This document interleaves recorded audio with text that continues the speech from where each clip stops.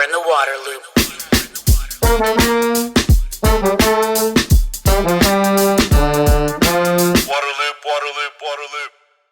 Waterloop is made possible in part by grants from Spring Point Partners and the Walton Family Foundation. Hi, this is Travis with Waterloop. Water conservation is very important to me, and I bet it is to all of you. That's why I use High Sierra shower heads in my house, and I'm so happy to have them as a supporter of this podcast. High Sierra carries the EPA WaterSense label for efficiency and uses 40% less water than conventional low-flow shower heads. 40%. The model I have uses just 1.5 gallons per minute. And because of their unique nozzle design, it's patented. Nobody else has it. It maximizes efficiency of water and energy use, but doesn't sacrifice on performance. You still get a powerful shower. Use promo code LOOP20 for 20% off at highsierrashowerheads.com. You're in the water loop. Hi, welcome to Waterloop. This is Travis. Very excited to be joined by Paul Bruchez. He is with Reeder Creek Ranch in Colorado, a family-owned business. Paul, glad we could chat for the podcast. Thanks, Travis. It's great to be here. Yeah, we've got a lot of things to explore with agriculture and Colorado and the Colorado River. But let's start with your story. What's your family history with agriculture in Colorado? 5 generations strong for myself and my brothers. My kids and my nieces and nephews would be 6 generations of ag. We started on the east slope or front range just north of Denver. Kind of grew into primarily dryland farming, but always have had different irrigated forages and livestock through the generations. And then as the Denver area grew, my family relocated up on the west slope, right on the main stem of the Colorado River, near a smaller town called Kremling, where we run a cow-calf operation, irrigate, put up hay. We diversify our business a little bit with outfitting, both some on the big game hunting, but primarily fly fishing, guided fly fishing services. Leased some of the neighbors' property for that. We became very involved in water matters based on a drought of the early 2000s. And with that, have had the privilege, I should say, of working in a number of different collaborations on addressing some river health issues in sustainable agriculture, and continue that today. Yeah. What took you guys to relocate? What was the reason for that? It became more and more challenging, where we lived. I'm still always blown away at the story. My dad went to high school on dirt roads. And by the time that I was growing up, Federal Boulevard was paved 2 lanes each direction, 55 miles an hour. Not quite dirt roads anymore. So, urban growth just kind of grew around us. And so it became somewhat urban farming. It was challenging to get equipment. It was challenging with livestock and neighborhood fences, surrounding fields with cattle and other livestock. So it became challenging. And I think that, while we miss it there, it was certainly, a welcomed move to me to go a little bit more remote and up in the mountains. Yeah, awesome. I mean, Colorado's had just explosive growth, right, over the past several decades. It's been growing for a while. It's a beautiful place. I think that pulls a lot of people there. We'll dive into the water issues deeply, but could you talk a little bit about how you get water, how you manage your water? Just give some insight for people what that looks like for someone doing your type of ranching. Yep. So my family, we irrigate out of 3 different water resources, and a couple of them, different head gates. One of them is a leased water right from Denver Water on the Williams Fork River, known as the Big Lake Ditch. That ditch travels almost 28 miles, hugging a mountainside to deliver water to its location. We have water rights out of Reeder Creek, very simple irrigation, much smaller tributary and hay meadows and a lot closer proximity to where the creek is, so a little bit simpler operation. And then we have two different diversions out of the main stem of the Colorado River. One of them is the KB ditch, which is a shared ditch of 5 different landowners. And then one of them is MS pump and ditch system, which is a shared pump from 2 different landowners, us and the neighbors. So it's putting water into ditches and then from there onto the fields where we irrigate. Okay. How have you seen the water situation, in Colorado change over time, and hear about the changes from the generations before you, your family? What's been the story? Well, it's really fascinating because one of the things that we've had to be very engaged with, the Colorado Big Thompson project is one of several different transbasin diversion projects within the headwaters of the Colorado River. And so, in perspective of the main acronym CBT for Colorado Big Thompson, of the CBT project, we're about 30 minutes downstream of the major reservoirs and pumps and pipe system that take it to the Front Range. And when they constructed that project, along with many others, typically if you look at some of the testimony that occurred during the time of the agreements that were tied to those water projects, it was really one of the greatest challenges for agriculture and residents of the Colorado River Basin was really uncontrollable spring hydrology, big water flows and otherwise. And so some of these projects were, thought to be a positive thing for the river system and those that rely on it for their livelihoods, basically water control facilities. And then through hydrology and a number of other things, but continued projects and how life always goes, I think that those that live in our specific location, just above the confluence of the Blue River, I don't think that we'd ever seen a modern river system at as low of a flow as it was in 2002, 2003, 2004, and you can really stretch that a year on either side, where we saw a very depleted river system. And so for us in that location, that was a significant wake up to what, a modern river system can look like between different diversions from it, and then also what Mother Nature is providing as far as snowpack for given hydrology. And so that was a very eye-awakening moment for residents. The county I live in is Grand County, and Grand County is the most heavily transbasin diverted county in the state of Colorado. So what should be flowing west down the Colorado River, a pretty heavy chunk of that in Grand County, is diverted through different projects to go to the east slope or the Front Range. So we were kind of on the earlier side of seeing what impacts, now are often referred to, I would say more commonly now than 20 years ago, is overall climate change. And we're seeing the impacts of that. It started off, early 2000s with some really bleak years of water supply and flow and natural hydrology. And then, exclamation point last year with Colorado's wildfire season, and much of the West. I shouldn't just say Colorado's, but Colorado in particular had the 3 largest wildfires in state's history all in the same season, and some of them burning clear into later parts of October. And so our, looking at our soil moisture contents and where we are as far as, drought monitoring, we're very much in an extended drought period.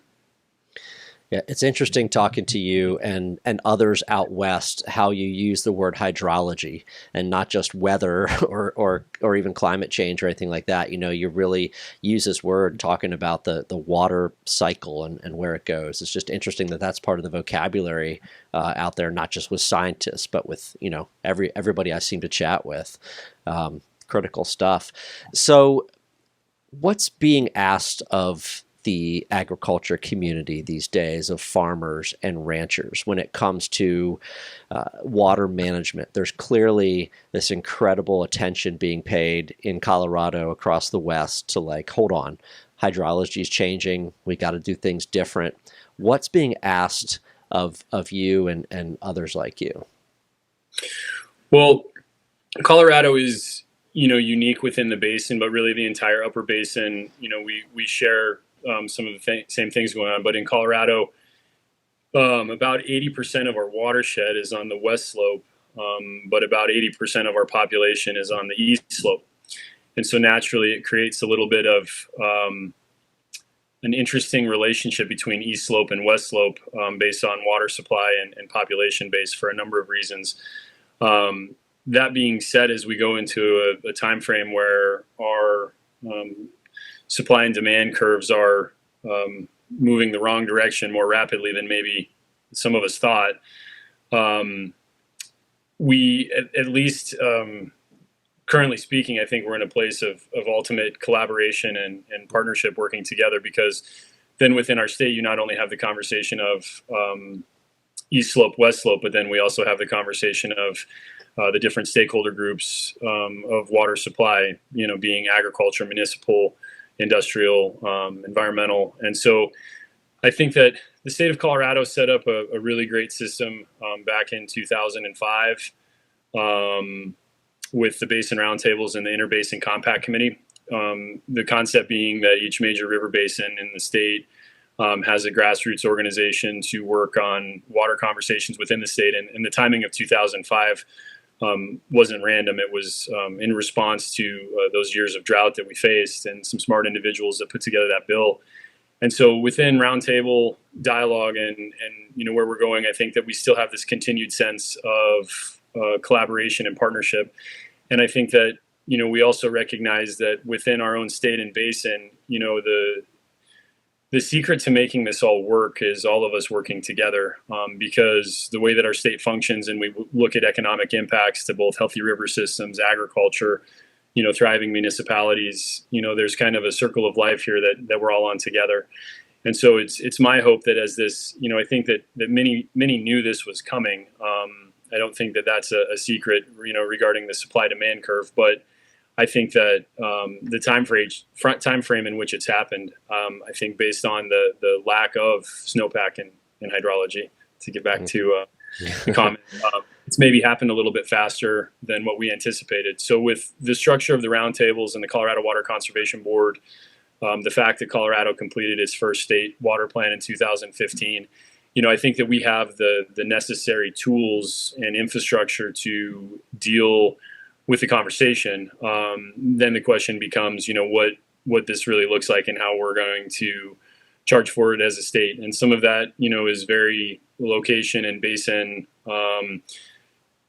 unique because of the needs of each basin. And then generally speaking, some of it is pretty well spread because within the Colorado River itself, that's our one river system in the state that, based on different trans-basin diversion projects, it touches all four corners of our state and certainly every sector of water stakeholder. And so working on solutions on the Colorado River, not only are some things unique to the state, but also the upper basin in general, the upper basin states, in our drought contingency planning, working on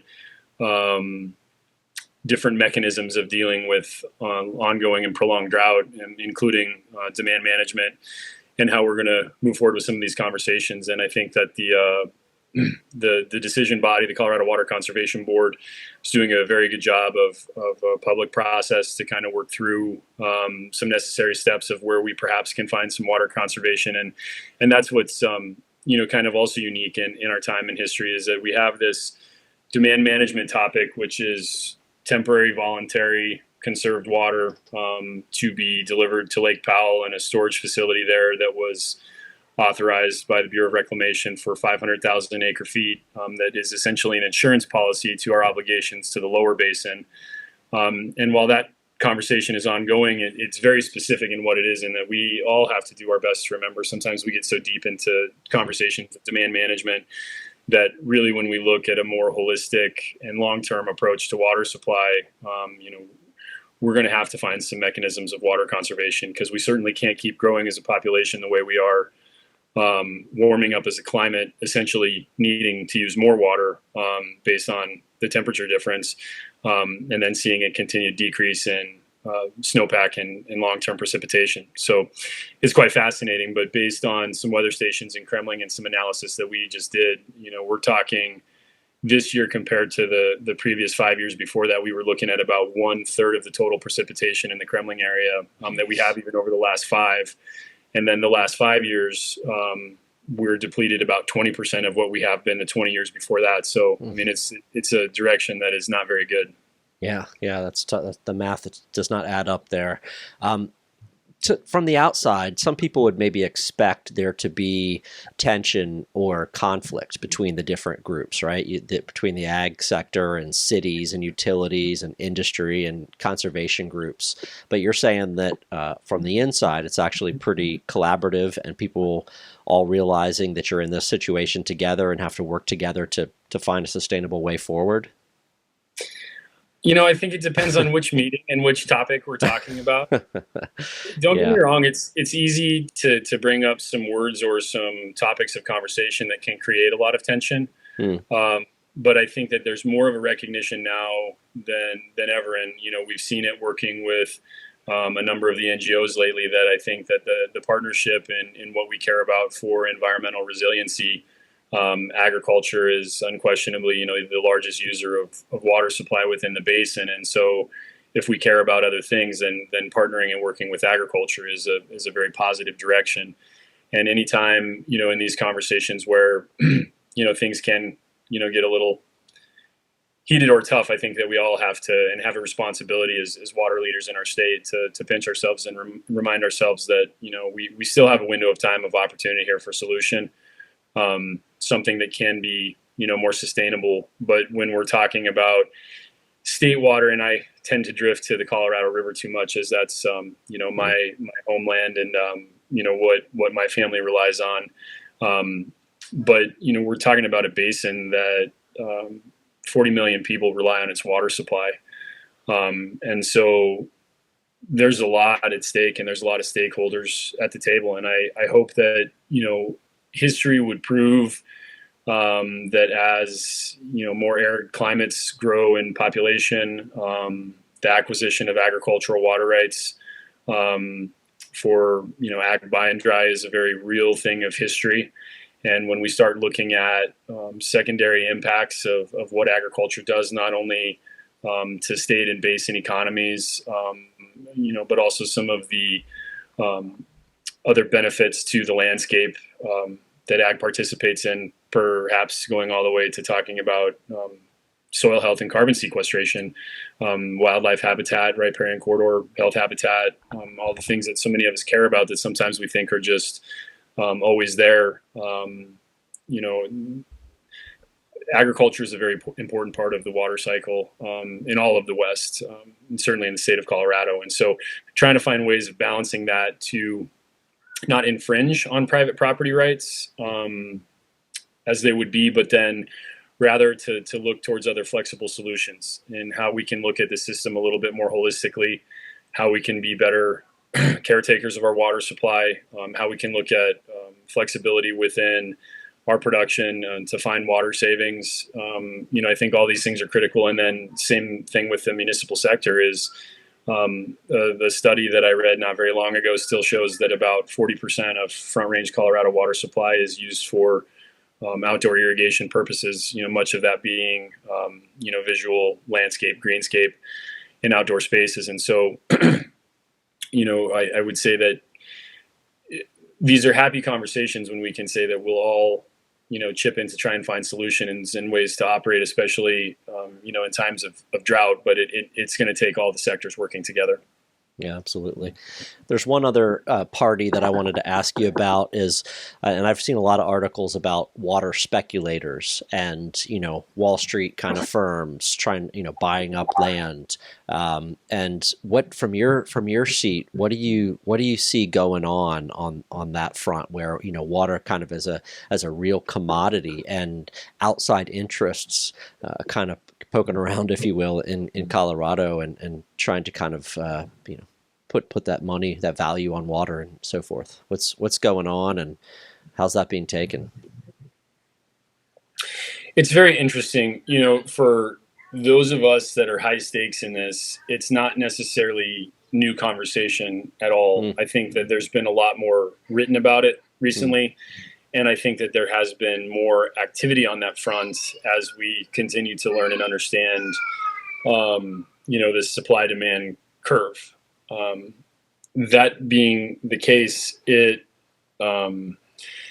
is incredibly challenging to try and understand the right things to do, because for some landowners, their water right, might be their 401k, or might be what's necessary, in a financial hardship and in a time. And prior appropriation doctrine and other laws within the state should protect those private property rights. But when we talk about it being potentially, something that would be viewed as a commodity, with acquisition and trading, it's not only scary for a scarcity conversation, but if we kind of expand beyond the water commodity, beyond the scarcity, and start to talk in other areas of the world and in our country with water supply, owning water and looking to sell, trade for high dollars to supply for people is a pretty scary thing in my mind.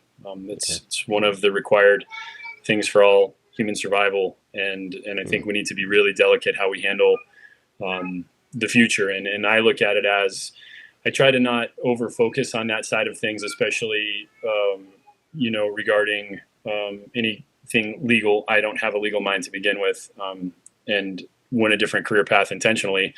But I think that it's alternative to solutions for ag producers, to feel like there are other options, other than that being on the table is a better direction to go, which potentially and hopefully equals a lot greater flexibility, within our water supply system, about how we can use our water and still grow food. Yeah. Because two things on that. One, a basin that relies, 40 million people, for food supply. But that also being the case, is I think that it's fascinating to look at and understand statistics of percentage of people a generation ago that were tied to agricultural businesses, and then look at the percentage of population that currently is tied to ag business. And we have a growing population base and a shrinking amount of people that are skilled in the ability to grow and raise food. And I know I like to eat. We all do, yeah.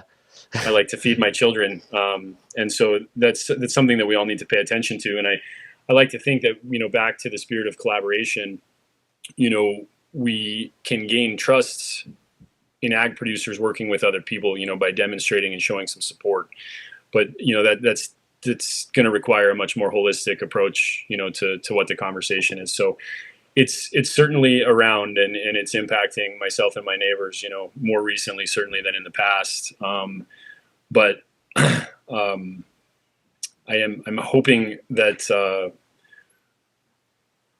responsible acquisitions of those water rights and careful use of these water rights, that we're still looking at food production within our basin and our state. Sure.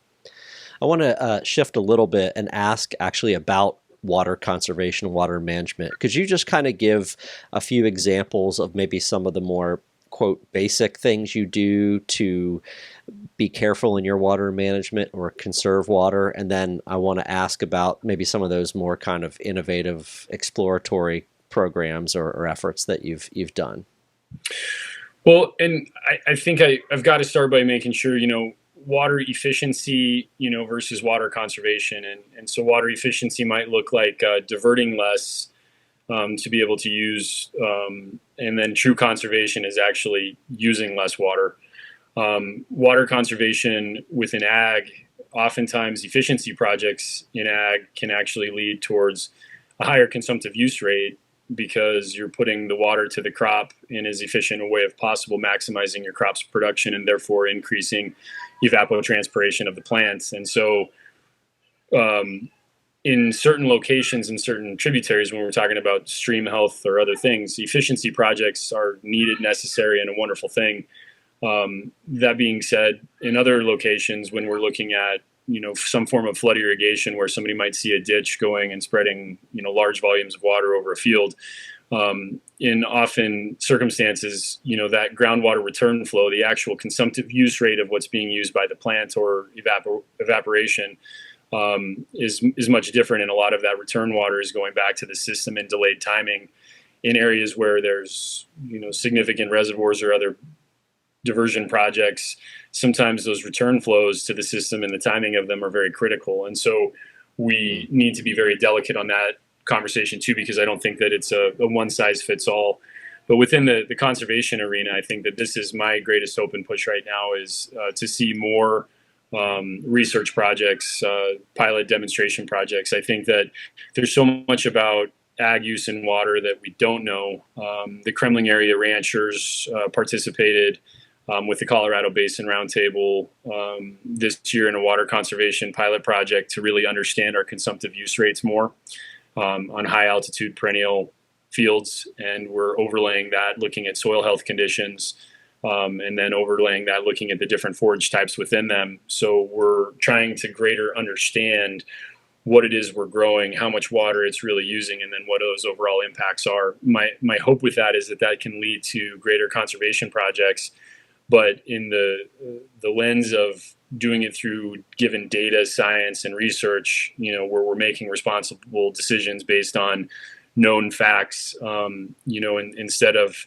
other guesses. And it just becomes a very delicate, tricky conversation because every tributary or every major river system, different impacts between dams and where water is delivered. And like I said, I think that conservation practices are certainly possible and needed.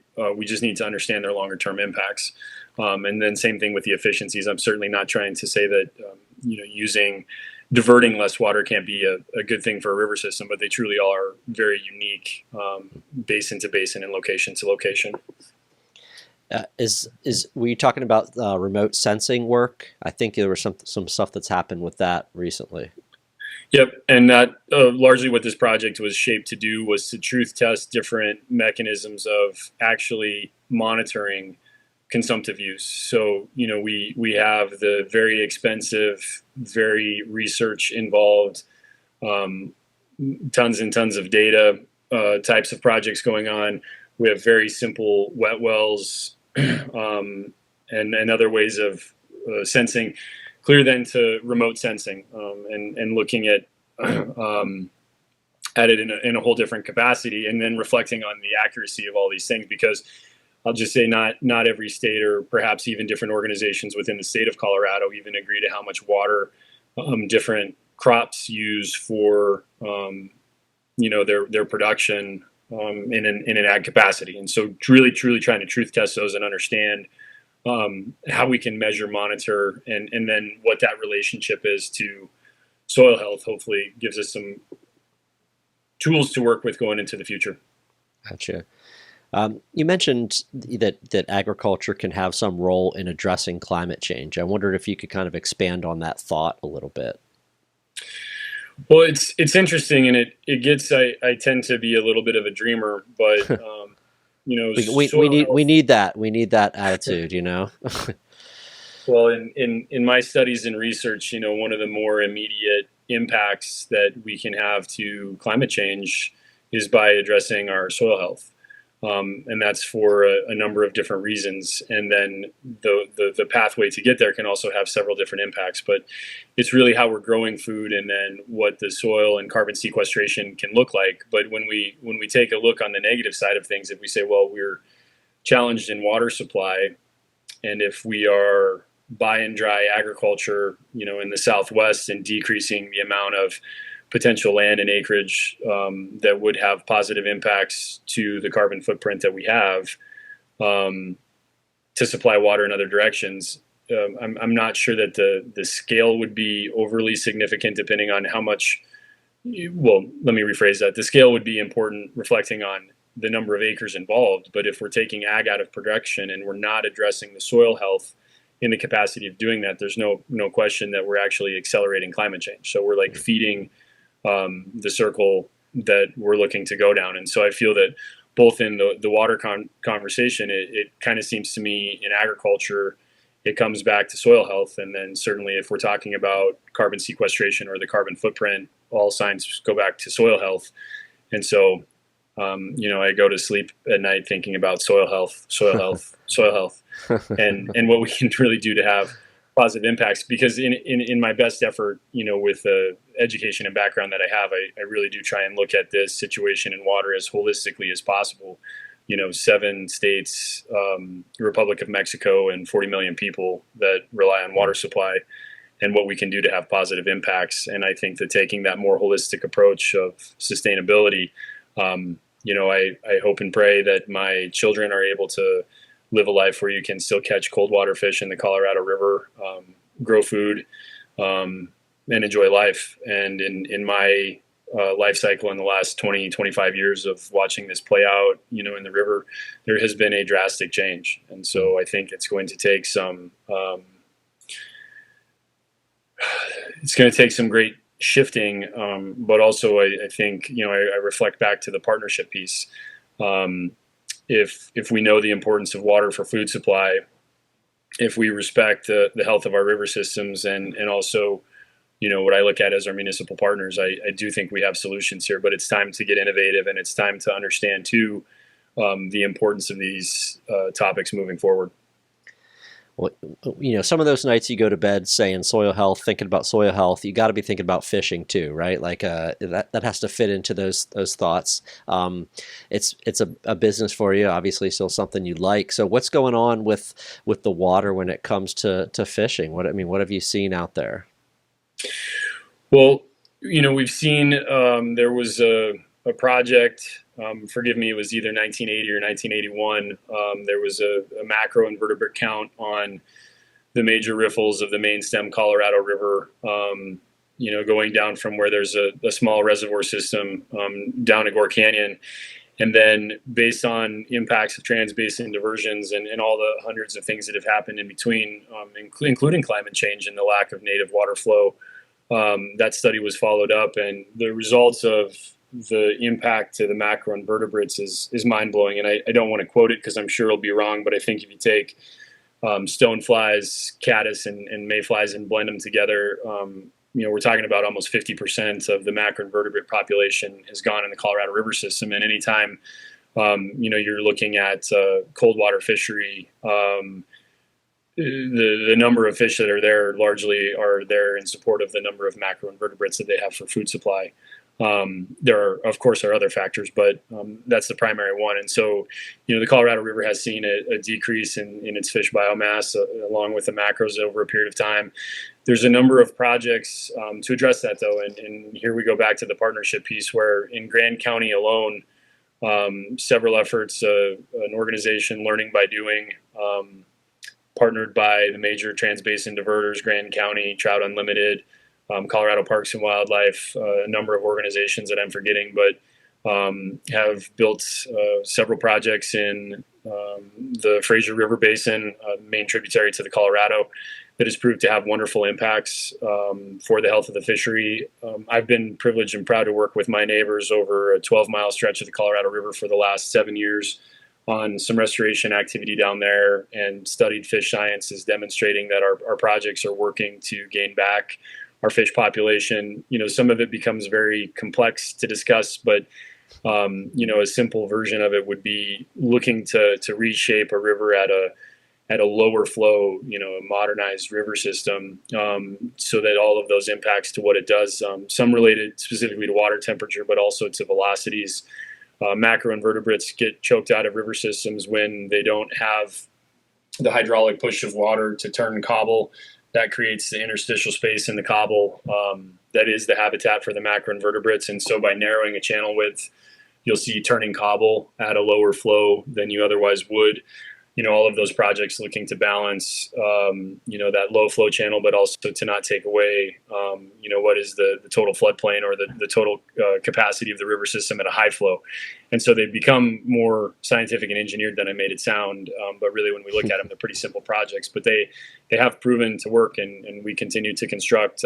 Actually, right before this call I was on with the engineer and the NRCS on our slate of 2021 projects that we're beginning engineering work for. So we can see positive impacts, and those sorts of projects, this is a group of ranchers who historically have not partnered with these kinds of organizations, but our fiscal agent for all these grants has been Trout Unlimited, partnered with American Rivers, the Nature Conservancy funding partners in the Colorado Basin Roundtable, the Colorado Water Conservation Board, the federal government through the NRCS, and then other foundational support. It's pretty remarkable what we've been able to accomplish in that lens of collaboration. One of the producers in this project, my my very favorite age-old story is told me once upon a time ago that if I ever said the words Trout Unlimited back to back on his ranch, he'd run me off his place.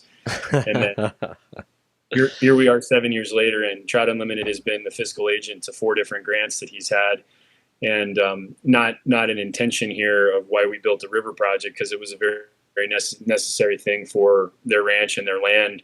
But their fishing is productive enough now that it's actually part of our leased business for our guided fly fishing business. And so some of these, local impacts, have incredible impact. But when we look at, again, we're talking the Colorado River, the West, the state of Colorado. I'm very proud of a 12-mile project, but that's 12 miles in a lot of river that is, living in a different age than it used to. And so I feel very privileged. But one of the things that we always look at in these partnerships is, what we did in our points of success and how these projects can be viewed and duplicated, hopefully as much as possible, where we're finding these balances of agriculture and environmental resiliency within the same project type. Yeah. Well, recreation, I guess, is one of the stakeholder groups, if you will, that I left out earlier. That's a huge part of life in Colorado is rafting and fishing, and the water needs to be there for those things to go on, for sure.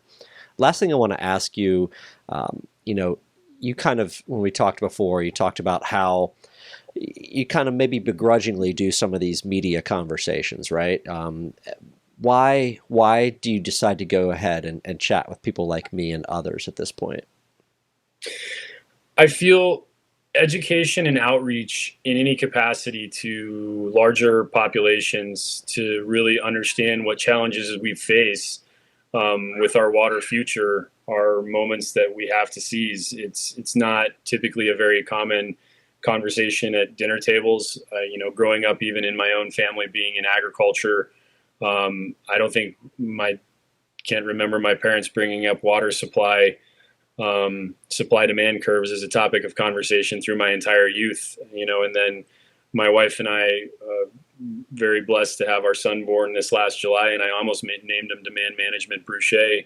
That's how much the water conversation has shifted in a generation. And so, that being the case, I think that we just have to seize every moment to educate on it. And I think it's something that is of such critical importance. And again, where I'm continuing to study and learn more of this, soil health and greater agriculture, regenerative agriculture topic, with the carbon. But we need to take a very close look at, how we operate, what we have, expected of our natural resources.